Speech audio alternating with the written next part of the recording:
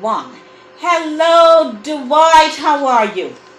Hello, good evening, good evening. Can I hear me loud and clear? Can I hear me loud and clear? Yes, yes. Check, check. Testing, testing. Right. Yeah, we're good, we're good. How are you, Dwight? Well, I'm great. I am well rested. I woke up like about probably 10-15 minutes ago. I slept for most of the afternoon. Very tired, you know? Okay, okay. You're a hard-working gentleman, I know that. Very, very hard working. Very hard working. And very hard-working and working smart. Yes, this job allows you to, the things I do allow me to work smart, but once I'm in the groove and the mood to work, I am just focused on working, and then I deal with the effects, or what you call it, repercussions after work. This is like no tiredness, I have to sleep. You mean like pop down? Yes, alright, that's it. You get up. No, pop down, I'm sorry, too. I know, you think some words are off limit. But ladies and gentlemen, welcome to the segment. It's Community Link, and I'm featuring this evening Jamaica's Dwight Barrelman Ross. And he is talking to me live via Skype out of Jamaica. It's my pleasure to have you on my show, Inside the Zone. Dwight, you want to hail up, say hi to the people them and stuff. Oh yeah, alright. So I just want to say good evening. No, I will start first. Yeah. I would like to say good evening to all the listeners and viewers right now to this very, very special program with the lady Denise, Lady D Gomez, and Dwight Barrelman Ross. I hope that you will be enlightened, that you will be inspired by the time you are done. Let me talk normal now. Yes. Big up to everybody who are listening right now, you know what I mean? Yeah, big up on yourself.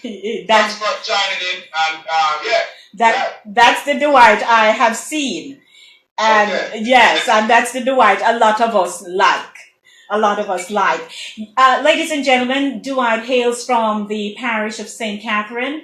He's from Spanish Town.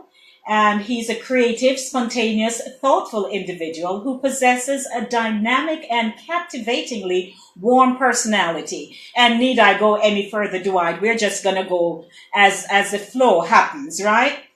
Now, can I tell you, Dwight, the first time I saw you was maybe like, say, a year and a half ago or something. You did your video advertising the barrel stuff.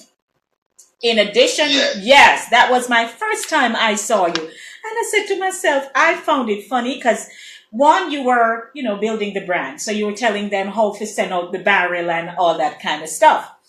And then after that, we just saw subsequent videos, and each time they were driven towards some topic, something you were fascinated about, something you just thought was just blah, wrong, and you spoke out, and then we just kept seeing you, and you started to build your audience. And now what amazes me is that the moment you log on,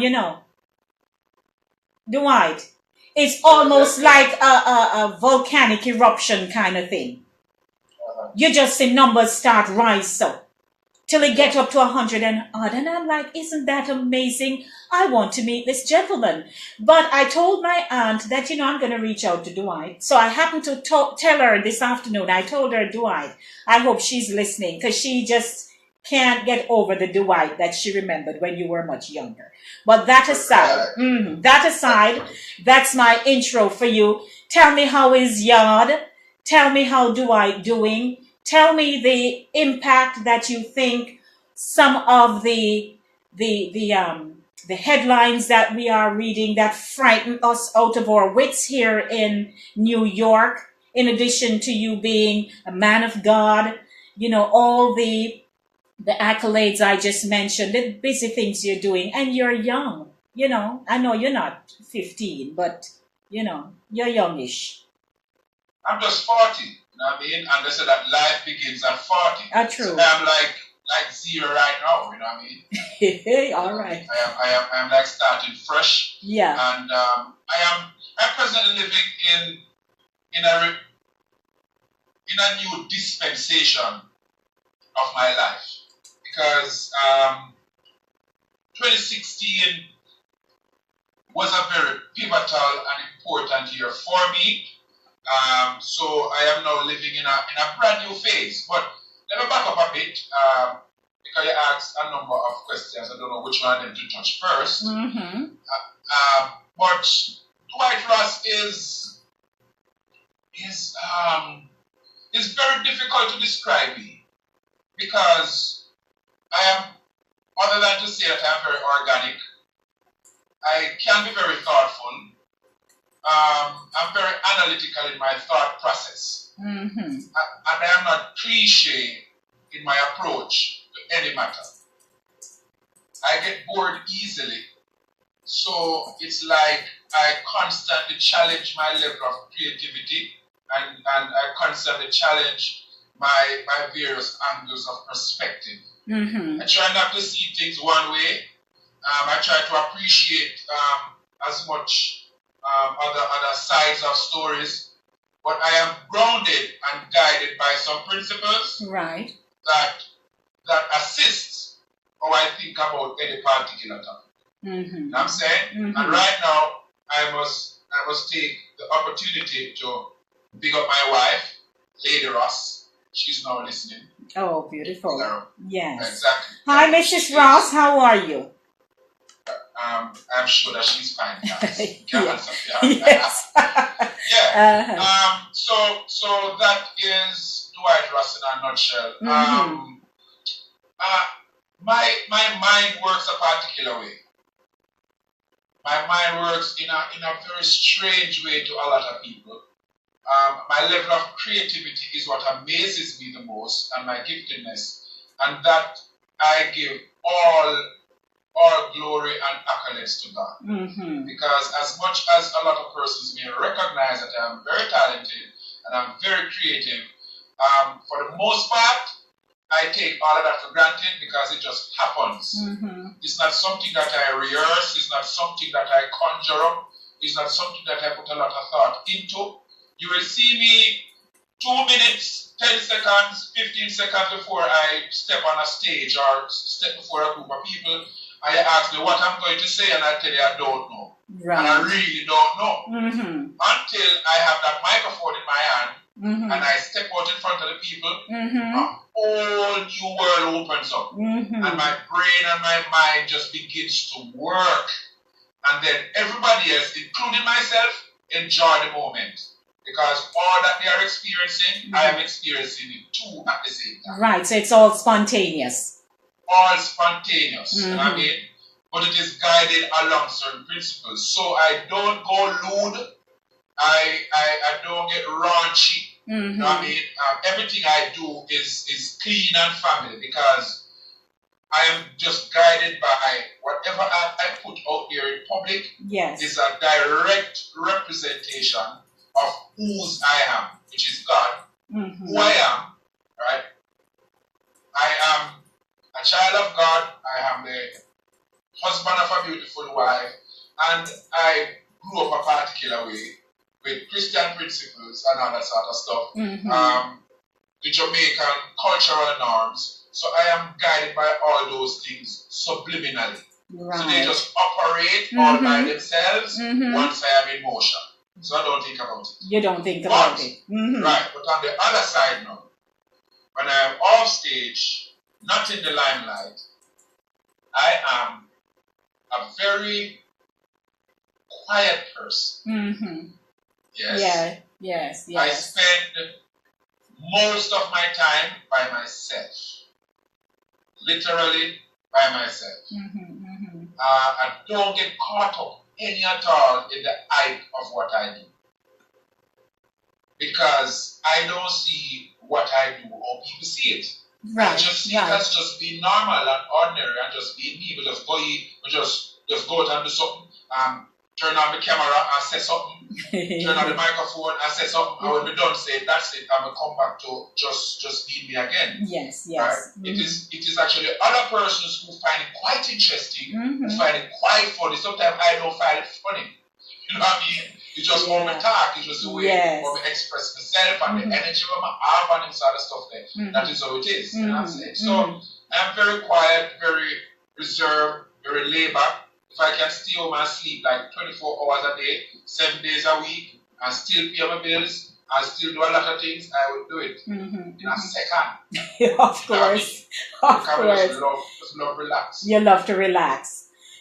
You know something, Dwight? A lot of people who are in the limelight, quote unquote, for want of the use of a better word, once people see you out there, there is this great expectation that at all times you are going to be the same way they saw you last week or the same way they saw you yesterday.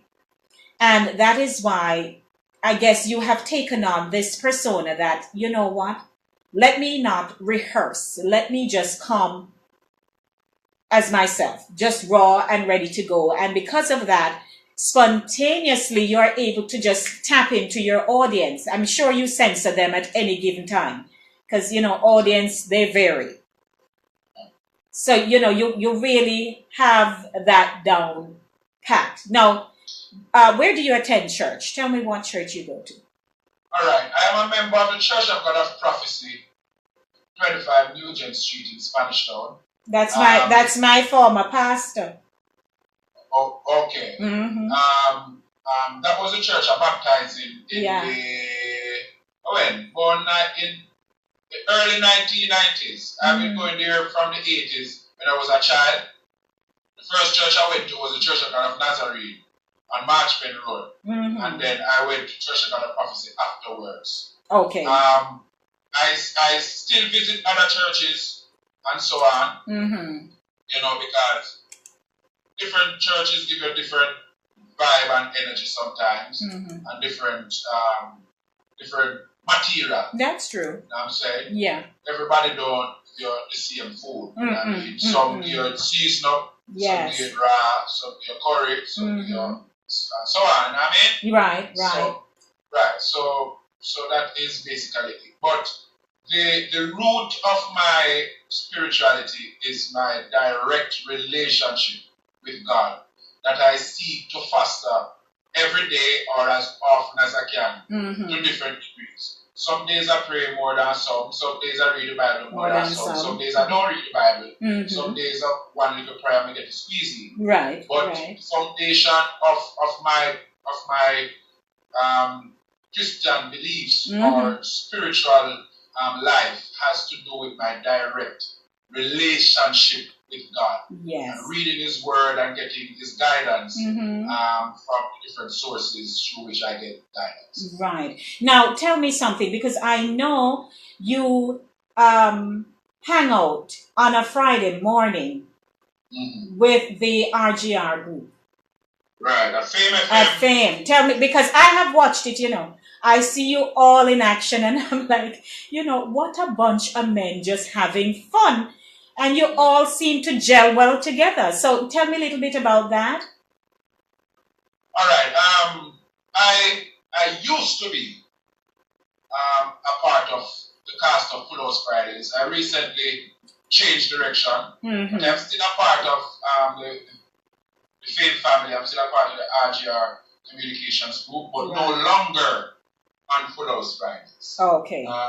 Yeah, you know what I mean? I think sometimes you reach a point where you just have to make some principal moves. That's right. And you make those moves and you trust God and you move along. That's true. That's true. So tell me now. That's what I definitely enjoyed. I enjoyed that experience. Enjoyed the level of exposure. I enjoyed interacting with the general audience, and even when we go on the road, you see the effect that you have on people based on the way that they approach you and all that sort of stuff. Life has phases. Yes.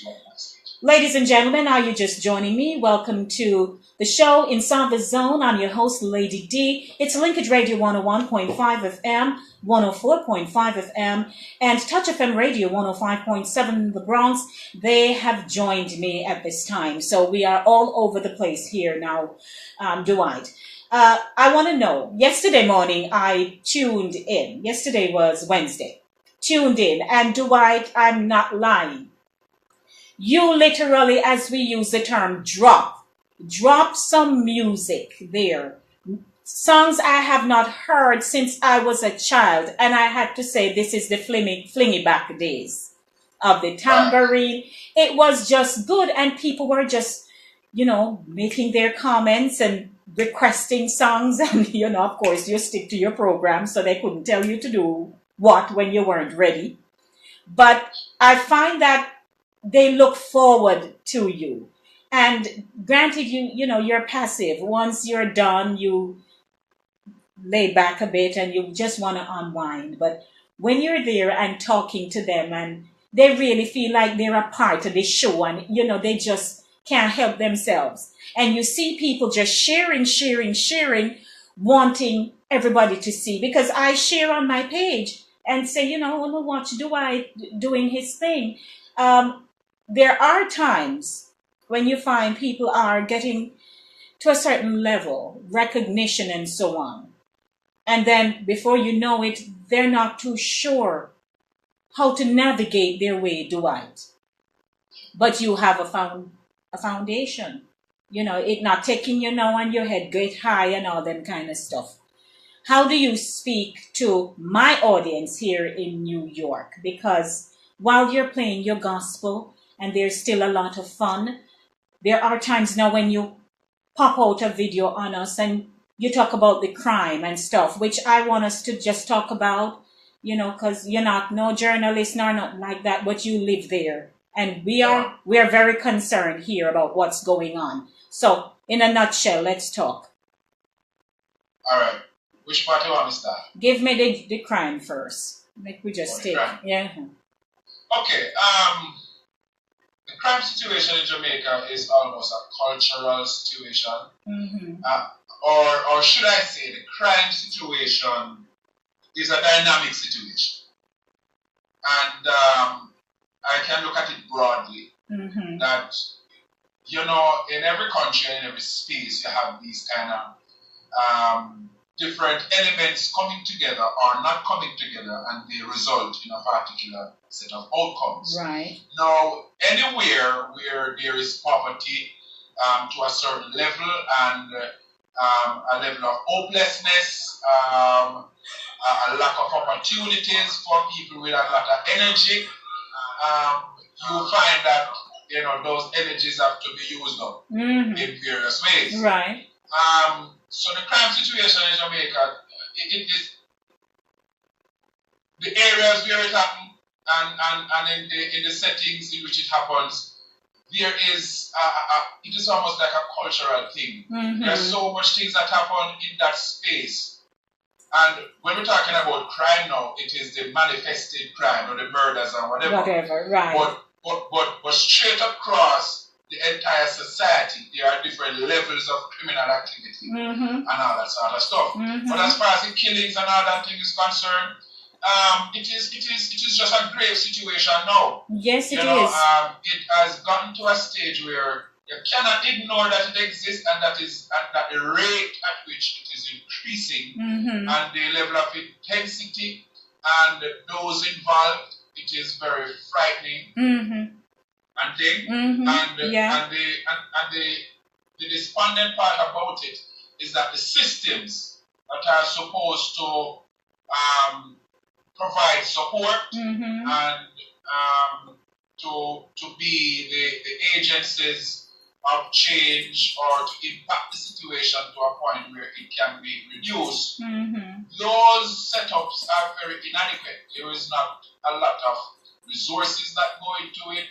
The approach to it is not as comprehensive and all that sort of stuff. And crime, people benefit from crime. Oh, indeed. And once there's an activity that people benefit from, they will protect it. Mm-hmm, You know what I mean? Yeah. Those who are affected by it, they would be turned off, of course. Mm-hmm. But it is very sad. Yes, it is. But I still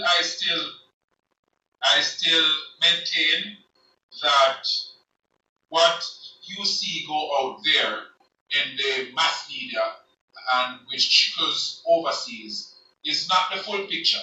It is just a snapshot of a particular incident at a particular time. Just that those incidents and times are so frequent. Right. But day-to-day living in Jamaica is just like anywhere. People are just made to survive. You understand? And you know where not to go, who not to deal with, which route to take. You know right. I mean? Indeed. You know, and all that sort of stuff. And I face the same thing in the Bronx. Of course. You know what I'm saying? Of course. In the Bronx. But the worrying situation is that Jamaicans will be concerned about what happens in Jamaica. Oh, right? Because yes, absolutely. Here is where you come from. Yes, absolutely. And we are disheartened. That it happens elsewhere to really help your cause because you're only thinking about what is happening in your country and you know where your country coming from. Yes. But crime has always been a big part of the Jamaican life and how people choose to resolve problems. You know, killing is one of the easiest ways I think that persons think of. Kill a boy. Yeah. Or kill a girl. Yeah. And evil persons who, when they hear about a gruesome killing, they say, Jesus, how they wicked stuff, and whatever. You will see them on another post where somebody thieves something from their granny, and them say, that boy is in there. Yes. See him? Right. You know what I mean? Yeah, so it's like, it's like a part of the social psyche that it exists. You know what I mean? And you just know, say, killing is a part of the problem-solving skills. Yeah. You know what I mean? It's based off ignorance. You know what I mean? There's so much illiteracy among those who do those things. It is one of those kind of unique findings is that the level of literacy of those persons is not encouraging. Yes. Very low. Right. You don't just say, so they don't talk about nothing. You know what I mean? Yeah, fair enough. A bad man of it. This, and of course, guns and violence and crassness is glorified in the popular culture, which is dance art. That's true. You know what I'm saying? It's glorified. So, when there's somewhere you pump, right? Everybody want to be the bad man. Everybody want to be the Dan. Everybody want to be the thugs. You know what I mean? Yeah, but the lingua. Yeah. When you find out, this is what disturbs me now, and I want some Christians to listen. This is what disturbs me now. When I go to public event and I ask the Christians to just say, call Jesus, you can barely hear them. They whisper. You barely hear them. Yeah. But when you say, I like girls, them like this, I don't know if you're only partners. Yeah, man. When you are like talks to me, you're only partners. I say, I like Christian, like this, Jesus here. Yes. Yeah, because nobody wants to be identified at that point. And for a lot of people do, and you're right, for a lot of people who are professing Christ, when they are in their own setting, whether it's church or some prayer meeting somewhere, truthfully, they're at their loudest. They're so alone. Yeah, but when they're out, and somebody really have to point and say, oh, so you did a Christian, blah, blah. Yeah, at that point, they quail. We say quail up, right? They quail up and you can't get nothing. All right, so let's now shift gears. I know you are a talented man and we're winding down. You have minutes to go. But I realize that you're a comedian, actor. You are MC, that you mentioned at the onset. And you have appeared in numerous television and radio commercials and stuff. Give me a little bit of that now. Share all of that scoop for us. All right. Well, as I said at the top of the interview, I'm blessed. I'm blessed to be a multi-talented person, and and I try my best to find avenues to express those talents. So of course, I've been in acting. I write plays. I produce plays. I have been in commercials, TV, radio. The entire gamut as far as it relates to entertainment. I don't book myself as a stand-up comedian. Right? I am a MC or a personality that have the comedic flair. Right. I display and exhibit all the tenets, all the characteristics and elements that a stand-up comedian would display on stage, the best of the best. But I do not book myself as a stand-up comedian because of how organic I am. Right. I cannot write down some jokes and say, I'm going to put my say them joking. Right. So my system works. Right? I will not remember nothing. What I write. So, yes, I cannot go on the stage and stand up and say, all right, well, come to the mind. Yes. But I get you. But once I go up there and I start to talk, it just start. It just flow. But I am going to work on it because I think I can do it if I apply myself. I just take it for granted. So I'm not bother push it. So you're not bother push it. Yes. Good. As it relates to MC, that is what I do professionally for a living. That is what pays my bills, take care of my wife, my children, my gas, and all the wonderful stuff there. Right. I provide MC services under the brand Dwight Ross. So all my invoices are the Dwight Ross logo. And I do that extensively. I have a very wide corporate client base. Yes. Because I am from the corporate space. The last job I did was as a financial advisor at Sachico, so I understand the corporate space. I understand the industry space. I'm born and going and get up and everything. Went to St. Catherine High School and with my stuff there, and I interact with a lot of people from our strata. So if the Prime Minister is in my audience, it don't change what we do. That's right. I just come and I know that he's there, and whatever I am doing, one, he has to interact because everything I do is very interactive. So if the Prime Minister is there, or the Minister of Finance, or anybody from anywhere, the CEO of any company, they have to participate in what I am doing. You understand? That's right. Because as far as I'm concerned, nobody knows better than me, nobody knows bigger than nobody. What separates me from you is your profession, but that's pretty much it. Just your profession. That's right. We are all flesh and blood, we all breathe, we all hungry, we all eat, we all bathe.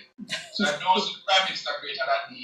I know my pastor greater than me, because all of us are equal in the sight of God. That is all. We've gotten so much more inside of who you are, Dwight. I'm telling you, because, when we see you behind the mic, we just think, you're just funny all the time, so.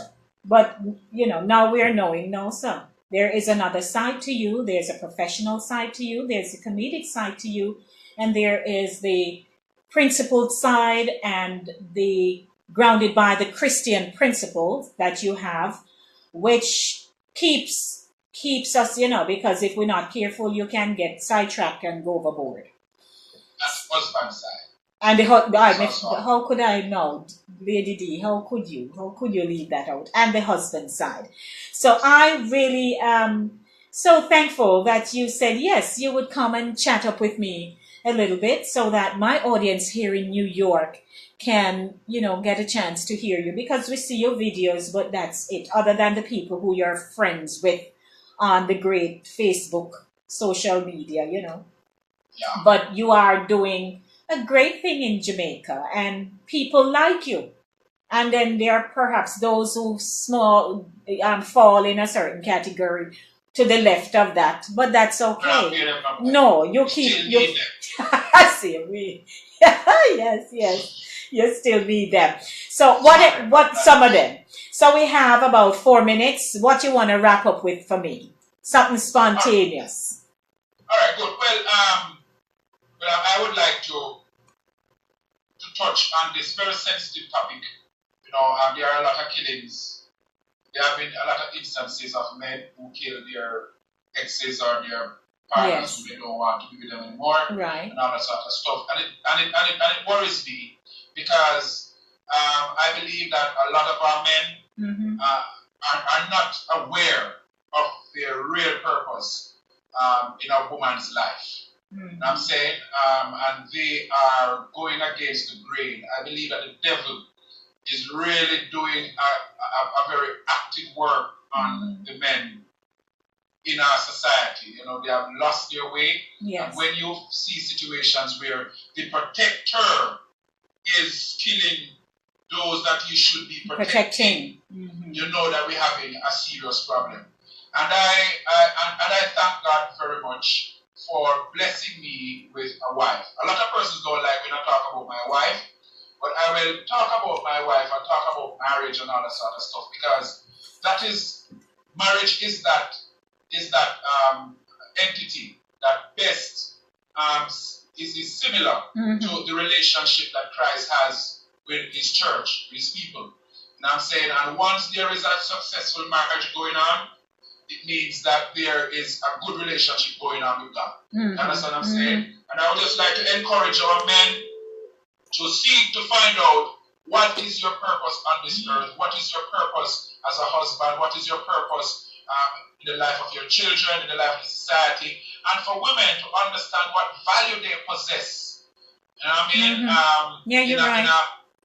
In a good man's life, and that you need to love yourself first. There is no one more important than yourself. And if you cannot love yourself, you cannot love anyone. You know what I mean? The Bible encourages us, and this is my mission. The Bible encourages us, right, that we should love our partners as we love ourselves. And if you love yourself, you're not going to hurt yourself. You're not going to damage yourself and disrespect yourself. You know what I'm saying? So that is my parting shot. I don't have no jokes. That's fine. No, man. That's all right. I just want to encourage persons that on this earth, in this life, with God, you can live a good and successful life. You can live a victorious life where you overcome obstacles, because life equals obstacles. You understand? But with God, those obstacles can switch into overcomings and conquerings and success. You know what I'm saying? So I thank God for providing for me this opportunity. He has saved my life. He has rescued me from the pit of hell for a time like this, where I can live my life. I am not perfect, but still have issues like everybody else. You know what I mean? But what I have now is a good support system of my God, my Bible, my wife, my spiritual father, and a responsibility to my own self to live my life in a particular way. Yes. Just God. And everything else, I'm all right. I don't watch nobody. I don't envy nobody. I don't grudge nobody for nothing. You know what I mean? I just live and give God thanks. All right. Hold the line, Dwight. Good evening. Welcome to the show. How are you? Good evening. Is the gentleman coming from Spanish Town? Yes, sir. He's coming from Spanish Town. Because I already mentioned something about that Matchpin Road or something like that. Okay. Yes, he said yes. Yeah, I'm a Spanish Townian. Yeah, Joe. Okay, cool. He's a Spanish Townian, Dwight. Okay, I was born and raised on Corlex Road. And I attended Spanish Town Primary. Famously known as Scarlet Road. Scarlet Road, right? Scarlet. I don't know why I put it in front. Scarlet and put it in front of the Scarlet. You got it smart. Yeah, same thing with Valdez Avenue, the Valdez. Valdez Road, right? Valdez. Anyway, I'm from Greendale. I started to mention something that gets my attention. You said that men don't seem to know their purpose or their importance in a woman's life. You want to expound on that? Okay. God made man, and he gave him the authority over everything on this earth. Everything. He run them to give them names and whatever. And God saw that it was not good for man to be alone, so he made a woman. And that woman is his helpmate. To be there with him, to be there right by his side, to support him, and all that sort of stuff. Now, men have the responsibility to protect, provide, and to be that spiritual priest for his household. The hierarchy of the family is God on top, the man, then the wife. So God watches over them, and the husband watches over the wife and family and all that sort of stuff. Now, if you are a protector, the only thing a protector does is to protect. Right? In the Word of God, there are various guiding principles that are written in the Scriptures that advises men how to treat with their wives. The level of respect that is due unto all mankind, but especially her. A wife should take the preeminent position in your life just below God. The Bible says, leave your mother and your father and take on to yourself your wife. So she is the most important person, even more important than the kids. That the kids will come from that, and the kids will go. Okay. So that's pretty much your the point about importance of men as two men. I cannot hear. Yeah, no, I'm saying that there's some sort of what you meant when you said that men don't realize or come to grips to the importance of them in a woman's life. Right, and also. And Dwight, might I just say, I have to say to my caller that I thank him for calling in and for engaging you this evening in discussion. But right now, I am going to be merging into another segment.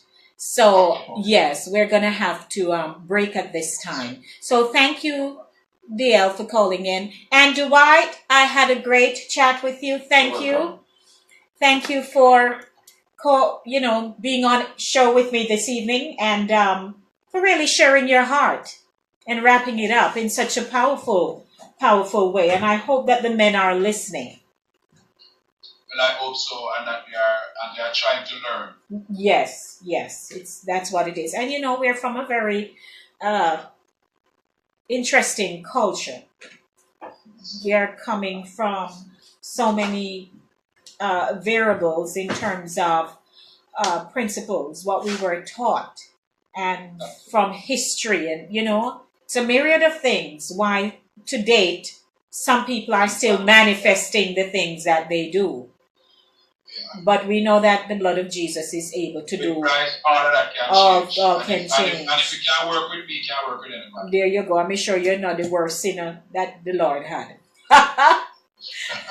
So Dwight Barrelman Ross, thank you, and be safe down there down by yard.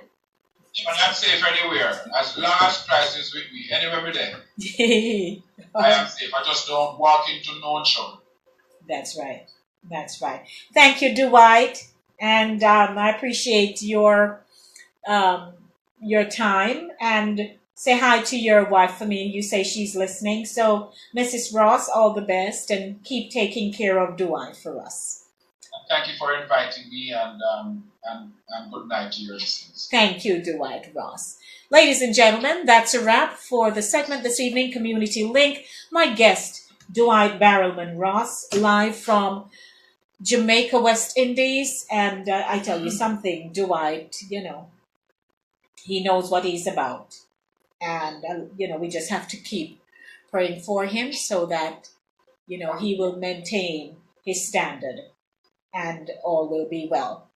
Hope you enjoyed the segment to my Facebook Live, friends. I am going to be closing out at this time, but I will be back because Delia Farquharson is here, and then we're going to be touching another topic, all centered around Mount Vernon, and we'll be talking about Jamaica as well, because there are similarities that we certainly cannot just push under the rug, if you know what I mean. So Facebook Live, I'm closing out, but I'll be rejoining you in seconds.